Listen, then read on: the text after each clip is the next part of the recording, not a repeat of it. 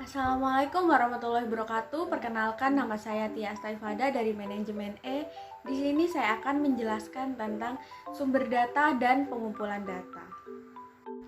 Definisi data. Data adalah sekumpulan keterangan ataupun fakta yang dibuat dengan kata-kata, kalimat, simbol, angka, dan lainnya.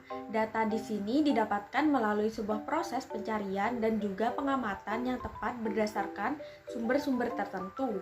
Adapun pengertian lain dari data yaitu suatu kumpulan keterangan atau deskripsi dasar yang berasal dari objek ataupun kejadian. Manfaat dan fungsi data. Yang pertama, sebagai suatu acuan kegiatan.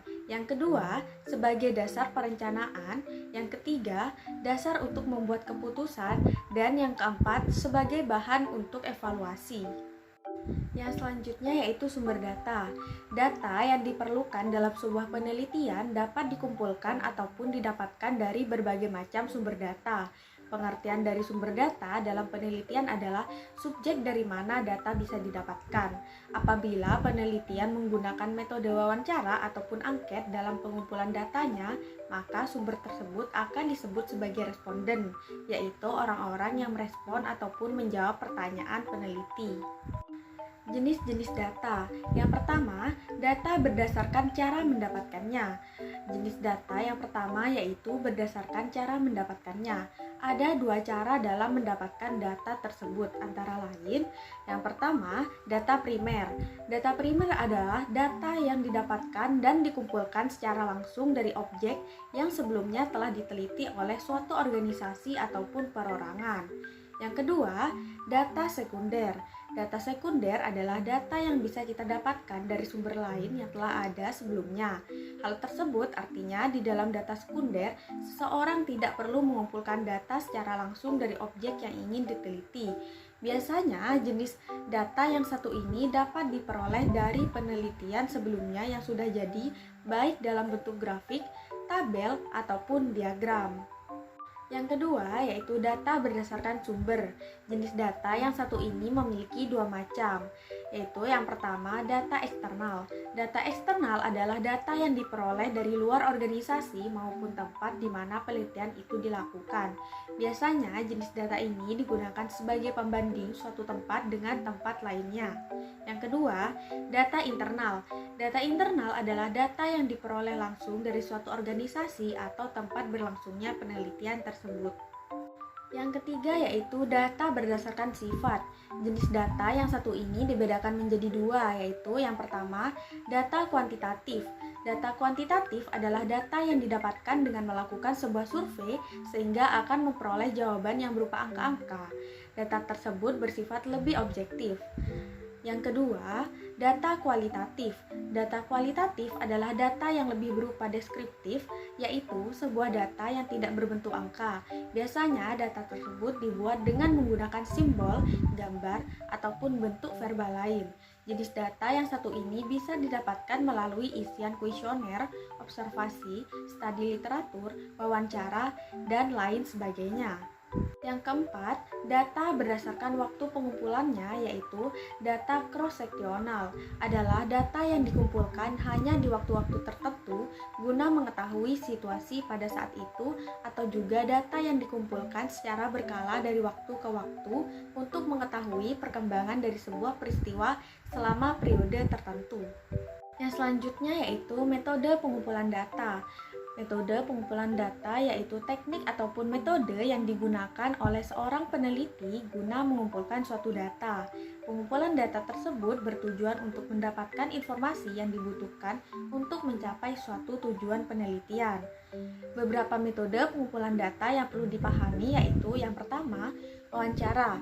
Wawancara adalah salah satu teknik pengumpulan data yang dilakukan dengan cara tatap muka dan mengajukan pertanyaan dan juga jawaban secara langsung dengan pembicara dan peneliti.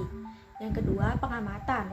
Pengamatan atau observasi adalah metode pengumpulan data yang kompleks karena melibatkan berbagai macam faktor dalam implementasinya. Yang ketiga, kuesioner. Kuesioner merupakan metode pengumpulan data yang dilakukan dengan cara memberikan berbagai macam pertanyaan ataupun pernyataan tertulis kepada responden untuk nantinya dijawab. Dan yang keempat, dokumen study. Dokumen study adalah metode pengumpulan data secara tidak langsung untuk membahas subjek penelitian. Pengertian instrumen penelitian. Menurut Prahasimi Arikunto menyebut instrumen pengumpulan data. Instrumen pengumpulan data dilihat sebagai alat bantu yang dipilih dan digunakan oleh peneliti dalam kegiatannya mengumpulkan data. Menurutnya lagi, bagian tersebut penting digunakan agar kegiatan pengumpulan data menjadi lebih mudah dan sistematis. Instrumen kuesioner. Instrumen penelitian kuesioner adalah dokumen yang dikembangkan untuk mendukung metode asesmen atau penilaian dan digunakan untuk mengumpulkan bukti kompetensi dari produk, hasil tes dengan wawancara, dan lain sebagainya. Sehingga secara spesifik metode penelitian dengan mempergunakan kuesioner memberikan pengukuran atas yang pertama, kompetensi.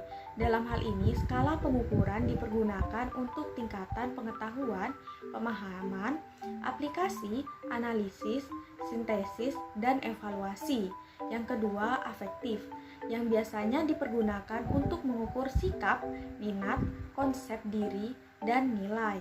Yang ketiga, psikomotor, yang lebih pada penilaian pada ranah keterampilan siswa atau kemampuan bertindak setelah seseorang menerima pengalaman belajar tertentu.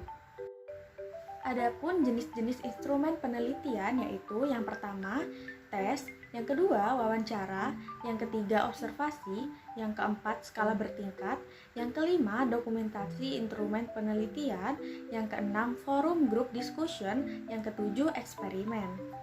Penyusunan instrumen penelitian atau kuesioner. Tahapan menyusun instrumen penelitian diantaranya adalah yang pertama, identifikasi variabel-variabel yang diteliti. Yang kedua, jabarkan variabel ke dalam beberapa dimensi. Yang ketiga, cari indikator dari setiap dimensi variabel. Yang keempat, deskripsikan kisi-kisi instrumen yang digunakan. Yang kelima, rumuskan item-item pertanyaan. Dan yang keenam, siapkan petunjuk pengisian instrumen. Yang terakhir yaitu hal yang harus diperhatikan dalam menentukan instrumen penelitian. Yang pertama, pahami sepenuhnya masalah, variabel, dan tujuan penelitian. Yang kedua, pahami sumber data atau responden. Yang ketiga, tentukan validitas dan reliabilitas instrumen. Dan yang keempat, pemilihan instrumen dalam penelitian. Baik, itu saja yang dapat saya jelaskan. Kurang lebihnya mohon maaf. Wassalamualaikum warahmatullahi wabarakatuh.